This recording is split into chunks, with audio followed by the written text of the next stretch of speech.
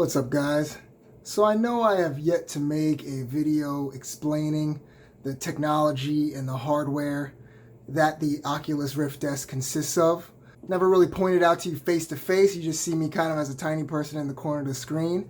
So I want to do a little video showing you what it is, what kind of tech is on it, how it works, what it pretty much comes with, which I've yet to show you. It's just usually strapped to my face. So let's get started with this. This is, right here, the Oculus Rift S. This is what I'm always using. I'm going to try and keep it in front of the camera here so you guys can see it. So it consists of 5 cameras. We've got one right here, one on the side, two on the front, and one on the right side. Those cameras are what track my location within my room. So they're always on, they're scanning, they know how close I am to every wall in this room. So in the beginning when I'm doing the setup, it actually makes me draw the boundary I want on the floor before I start playing the game. So it pretty much with that scanning, it's using these external cameras, and I can actually see my room. You think I can't see anything when I have this on, but these cameras are actually showing me a black and white picture of my room, and I can actually draw my floor and boundary. You can do it in any room. If I took this to someone else's house, I can do the same thing. It remembers multiple boundaries over a certain amount of time, and then it'll overwrite them as you put more and more in there. But there's been times I've had to redraw at some other person's or friend's house. But yeah, it will allow me to draw my boundary, and then these massive walls just come up, and as I get close to them, like if I get close to my desk here, it will start to pull up a wall and a bunch of X's and say you're too close, back off before you go and punch your computer screen or crack something. So really awesome technology that this has. It has a button here that you press that will slide this in and out for people with glasses. So it allows some distance for that. The headband is a halo style strap. So a lot of the support is here on your forehead, and then it allows this to release and click to come together. This is tethered, so it does go to my PC. I have a pretty good gaming PC, so it runs a lot of the games pretty well. This they call PC VR. There's also standalone wireless VR that Oculus also makes called Oculus Quest. That one does not have a cable. It just runs everything right through here. So the whole computer, everything is inside of this. Some say it's a little top heavy, a front heavy, because it's all running here, but still gets the job done, except unlike mine, I have to bring my computer everywhere if I want people to play. Or if you have a laptop, you can plug it into a laptop too, so that's not too much crazier. But the other one has no wires at all. You just take the headset, bring it to a friend's place, and you guys can have a good time. Both headsets retail, I think, $399, but this one I've seen on sale for like $350. So there are also 2 lenses in here. So these lenses display pretty clear pictures. They don't have blurry vision or anything, maybe a little outside if you're starting to get to the bottom or look to the top. A lot of VR games these days require you to more move your head versus your eyes. If you move your eyes, you're going to start, looking off the lens more or less. And still, until eye tracking gets developed more and put into the headsets, where your eyes actually, where they move, the display tracks your eyesight so it can actually make sure you're getting the best vision wherever you're looking. Right now, it's not at that level in there, but they are developing it. But right now, it's just the lens. You got to look through the lens, and you don't want to look too way off the lens. But these lenses are pretty good. I can see clear text, everything, pretty much with the headset on. But I do have to move my head more or less. I can't really just look around with my eyes, like in real life. Plus, your field of view, our field of view with our eyes can see way off in our periphery. These you can't, it does have a little bit of a cutoff. You're not getting full human field of view, where I can almost catch things moving, like my hands, I can have it over here and I can see them. That's huge field of view. This, you're getting about, maybe 110, 115, you know, when a human eye is a lot higher than that. But still, again, not bad. You just got to kind of look a little bit and, you know, move your head slightly. But that's why you get that also, that shaky cam. You'll notice in some of my videos, you see me looking more or doing a little bit, and the VR is a little shaky. Sometimes people get a little motion sick with that, and they can't take that. I'm trying to keep my head as still as possible. I'm sorry if I'm pretty bad with that. I'm still trying to get used to it, but that's what you try to avoid in this is when you're recording, again, people are watching your videos and you don't realize how much when you move your mouth or when you talk or when your head kind of bounces a little bit. Our eyes stay tracked to that person that we're looking at or item, but in this, it's tracking almost every movement I make with my head. So I got to keep it a little more steady. I'm gonna get better with that over time, but that is this headset. Now, the controllers. These are Oculus Touch controllers. They have a trigger. They have a grip for the touch.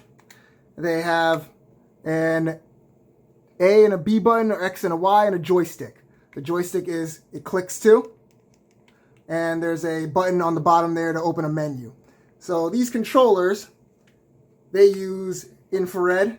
If I were to shine my camera on them, you'd be able to see that there is lights on them. You don't see them with the naked eye, but they are there.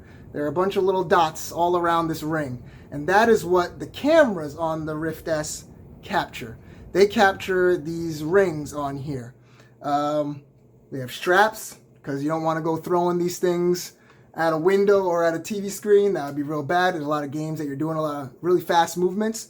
But the crazy thing about these controllers is they do have almost touch sensitivity. If I bring my hand in and touch that button lightly, the fingers in the game will come in and touch. If I just tap on this joystick, my thumb gets tracked slightly. This gets tracked. So it's almost got full hand tracking, but not 100%. Very good controllers. There's other headsets out there like the Valve Index, which you can just do this. And the controller you hold doesn't make you hold anything. It's almost like this, and you just do this. And it tracks your entire hand. Really, really awesome controllers. Those are kind of expensive, but these are still really good for the time being. The controllers use AA batteries, so I just replace them when they get low. It lets me know, but they last a long time because they have haptic feedback in them. So a lot of vibrations over in certain games to make you feel like you're hitting something or touching something. You get a little vibration in here, and that is, that's probably a battery user, of course, and of course the lights. The headset itself uses inside-out tracking. Now what that is called, it means that there are no domes around my room or lighthouses that can track my movements. A lot of headsets in the past, and some even still today, use lighthouses. They make you put up in your room a little bit of lighthouses so that it can see your whole body. Those have great tracking, I'll tell you that. But how are you going to move around with that or take that to somewhere? It's crazy. So these headsets use inside-out tracking, where the cameras see the room and can tell where you are in regards to that. So that's the great thing about, or why I like these headsets with inside-out tracking, is the fact that the controllers are tracked with the headset's cameras, and the more cameras, the better. This has 5, so even if your hand goes above your head, that one on top, it can see you. So it's when you go more behind your back, some weird, awkward motions, but for the most part, it's pretty damn good. The great thing about this headset also is it has 6 degrees of freedom. A lot of headsets in the past, they just track your head movements, 6 degrees. So you get 3 degrees here, but you also get another 3 degrees, X, Y, and Z, being I can do this. I can move my body around the room, and it still tracks it. So that's 6 degrees of freedom, 6th off, they say it. But yeah, this is 6th off. 3 degrees of freedom. There's some headsets in the past, some even still today, that only track this. If I were to do this, it don't know what the hell I'm doing. It's like, whoa, whoa, whoa, whoa, whoa, stop. It only tracks your neck. So the technology that is involved in this is breathtaking. Gaming for me, which I've done for my entire life. I mean, I got friends that could date me back to gaming from when we were in like 3rd grade, 2nd grade probably. there's innovations. Games have improved. They've gotten better, but I'd say that the maneuverability has not, has improved but not changed drastically. This blew my mind when I tried it. It was my friend at work that had one. He said, try it out. I was blown away. I mean, I've never had a game that, I knew it was coming one day, but who would have thought something like this could be here right now? And it blew my mind. And for someone that likes to play games, I was looking for some kind of change. And this blew my mind. It's cumbersome. You got to put it on. You got to set up the game, but when you're in there, you're in there. No more screen, and you look off to the side of your screen and you're seeing, your own room or, your chair or a picture or a frame on the wall. You look around, you're there. It's mind blowing. Right now, this is one of the newest and best forms of gaming I can see. Minus the fact that I could literally use my computer through this as well. I can pull menus toward me, click on things while in here. I don't even need to take it off to click on an icon. I can do everything through this. It shows my own computer desktop because it's plugged into my PC. So mind-blowing. And in games online, I have the mic. I can talk to people. I can say, set up games with my friends. I can do all that stuff with the mic. And so you don't need another external mic. The only thing that you do need are headphones to immerse yourself a little more, because the onboard speakers, they're little slots that are kind of here. You're probably going to have trouble seeing them, but there's little slits right there, and there's no bass in those. No bass at all. It's pretty flat, I'd say. Just all treble, no kick. So, it's nice to wear, some nice over-the-ear headphones I got here, and these offer plenty of sound. So, yeah. But beyond that, man, it's just a new style of gaming, and that's why I enjoy it so much, and I enjoy sharing it with you guys, because it's so new. It's been gaming with VR has been around for a while, but it's been janky. This is the easiest to set up, so smooth. Blows my mind how much fun I've had with this already. So I'm going to keep doing videos. I'm going to keep showing them to you guys, and I hope you guys keep tuning in and watching.